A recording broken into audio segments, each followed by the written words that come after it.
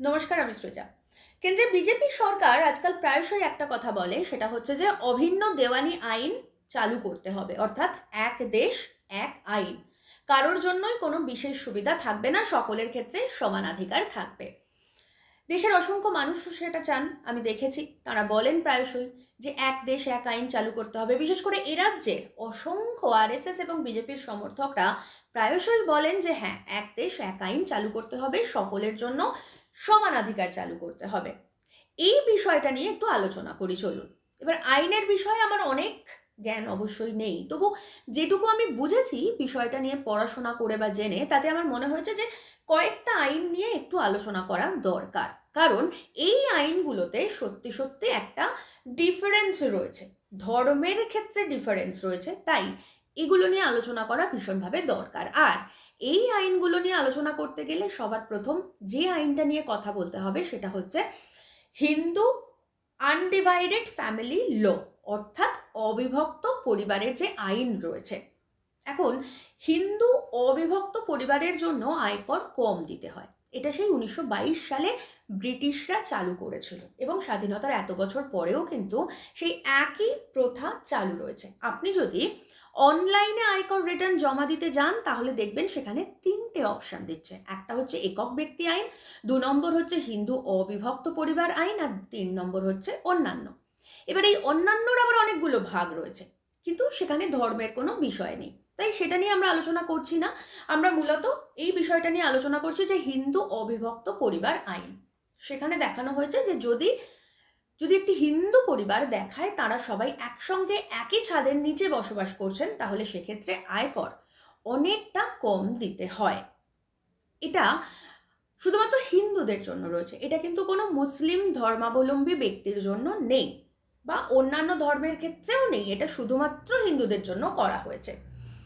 1936 সালে এই আইনটা নিয়ে কথা হয়েছিল, তখন বলা হয়েছিল যে হ্যাঁ, এরকম একটা আইন দেখানোর জন্য আয়কর অনেক কম আসছে, কারণ অনেক পরিবারই একসঙ্গে থাকেন না, শুধুমাত্র আয়কর কম দেওয়ার জন্য তারা এরকম আয়কর বিভাগকে দেখাচ্ছেন যে তারা একসঙ্গে থাকছেন, তার জন্য আয়কর দফতরের কাছে আয়কর কম আসছে। তো এই আইনটার একটা পরিবর্তন আনা দরকার। তো 1936-এ সেই আইনের পরিবর্তন হয়নি। এরপর স্বাধীনতার পরে 1953-54 সাল নাগাদ আবারও একটা প্রত্যক্ষ আয়কর কমিশন গঠন করা হয়েছিল।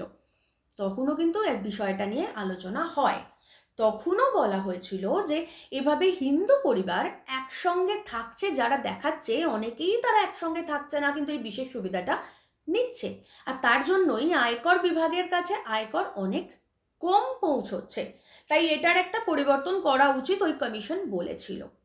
কিন্তু সেই পরিবর্তন আজও হয়নি। এবং ব্রিটিশরা, মানে যখন ব্রিটিশ শাসন ছিল তখন যে সমস্ত হিন্দু সম্প্রদায়ের মানুষ বেশি টাকা ইনকাম করতেন, যেহেতু তারা ব্রিটিশদের ব্যবসায় সহযোগিতা করতেন, তাই তাদের জন্য ব্রিটিশ সরকারের পুরস্কার হিসেবে এটা দেওয়া হয়েছিল। এরপর আবারও 1971 সালে এই অবিভক্ত আইন নিয়ে কথা হয়েছিল, মানে হিন্দু পরিবারের অবিভক্ত আইন নিয়ে কথা হয়েছে, কিন্তু সেই আইন আজও পরিবর্তন হয়নি। আজও পর্যন্ত হিন্দু পরিবার যদি দেখান তারা একই সঙ্গে এক ছাদের নিচে বসবাস করছেন, তারা হয়তো আদৌ বসবাস করছেন না, কারণ আমরা জানি এখন কিভাবে নিউক্লিয়ার ফ্যামিলি হয়ে গেছে। তো সেক্ষেত্রে যদি তারা দেখান যে তারা এক ছাদের নিচে বসবাস করছেন, তাহলে কিন্তু তারা আয়কর অনেক কম দেন, তাদেরকে আয়কর অনেক কম দিতে হয়, যেটা মুসলিম সহ অন্যান্য ধর্মাবলম্বী ব্যক্তিদের ক্ষেত্রে নয়। সেক্ষেত্রে যদি এক দেশ এক আইন হয়, মানে হওয়া উচিত বলে মনে করেন কেন্দ্রের বিজেপি সরকার, তাহলে অবশ্যই এই আইনকে পরিবর্তন করতে হবে। এরপর আসি 2019-এ অবৈধ অনুপ্রবেশকারীদের আইন।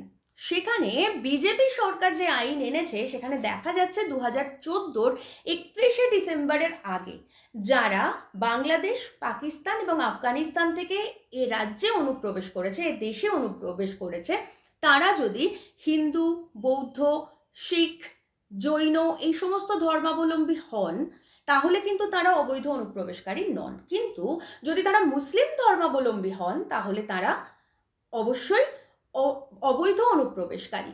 অথচ সংবিধানের 14 নম্বর ধারায় আমরা দেখেছি, সেখানে লেখা রয়েছে যে রাষ্ট্র সবাইকে সমান চোখে দেখবে, রাষ্ট্র কোনো ভিন্নতা করবে না, এবং রাষ্ট্রে যে সমস্ত মানুষ বসবাস করছে সকলের ক্ষেত্রে সমান সুযোগ সুবিধা এবং সমানাধিকার থাকবে। সেক্ষেত্রে শুধুমাত্র মুসলিমদের জন্য আলাদা করে ক্যাটেগরাইজ করা হয়েছে এই 2019-এর অবৈধ অনুপ্রবেশ আইন।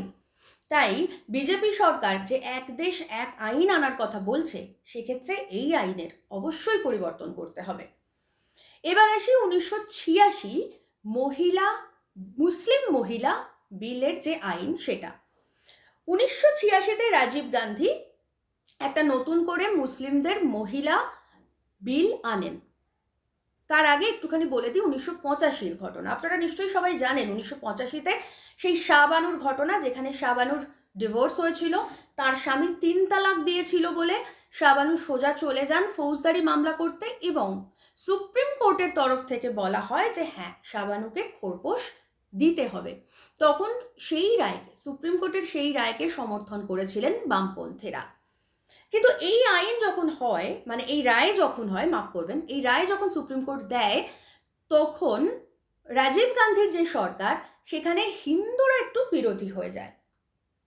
রাজীব গান্ধী মনে করেন তাকে হিন্দু ভোট ব্যাংকটাকে ধরে রাখতে হবে, মুসলিমদের সঙ্গে সঙ্গে হিন্দু ভোট ব্যাংককেও ধরে রাখতে হবে, এবং যেহেতু হিন্দু মেজরিটি ভারতবর্ষ, সেই কারণের জন্য উনি 1985-র সুপ্রিম কোর্টের এই শাবানু কেসের রায়ের প্রেক্ষিতে 1986-তে একটা নতুন করে মুসলিম মহিলা আইন বিল আনেন, এবং সেখানে বলা হয় যে মুসলিম মহিলাদের স্বামীদের ক্ষেত্রে, মানে যদি তারা 3 তালাক দেন, সেক্ষেত্রে তাদেরকে খোরপোশ দিতে হবে না। এরপর 2017-য় সুপ্রিম কোর্টের তরফ থেকে বলে দেওয়া হয় যে 3 তালাক শব্দটা বাতিল, অর্থাৎ কোনো মুসলিম পুরুষ যদি 3 তালাক বলেন, মানে তালাক তালাক তালাক 3 বার বলেন, সেক্ষেত্রে এটা কোনো বৈধ শব্দই নয়, এটার ভিত্তিতে কোনো রকম কোনো ডিভোর্স বা তালাক হবে না, এবং সেই মহিলা সম্পূর্ণ অধিকারে নিয়ে তার শ্বশুর বাড়িতে বা স্বামীর বাড়িতে থাকতে পারবেন। কিন্তু 2019-এ বিজেপি সরকার এর বিরুদ্ধে একটা অর্ডিন্যান্স আনেন, এবং সেই অর্ডিন্যান্সে কি বলা হয়? বলা হয় যে যদি কোনো মুসলিম পুরুষ তিনি 3 তালাক বলেন, তাহলে তাকে 3 বছরের জন্য জেলে পোড়া হবে। এবার বিষয়টা হচ্ছে, সুপ্রিম কোর্ট যে শব্দটাকে সম্পূর্ণরূপে বাতিল ঘোষণা করেছে, সেই শব্দটা বলার জন্য কেন একজন মুসলিম পুরুষকে জেলে যেতে হবে? এবং দেখা যাচ্ছে এই যে তালাক বলার জন্য, 3 তালাক বলার জন্য 3 বছরের জেল হচ্ছে ওই মুসলিম পুরুষটির, তার স্ত্রীর কিন্তু কোনো ভরণ পোষণের ব্যবস্থা হচ্ছে না, অর্থাৎ তার স্ত্রী শুধুমাত্র 3 বছর ধরে কোর্টের চক্কর কেটে যাচ্ছেন, কোনো রকম কোনো সুরাহা পাচ্ছেন না।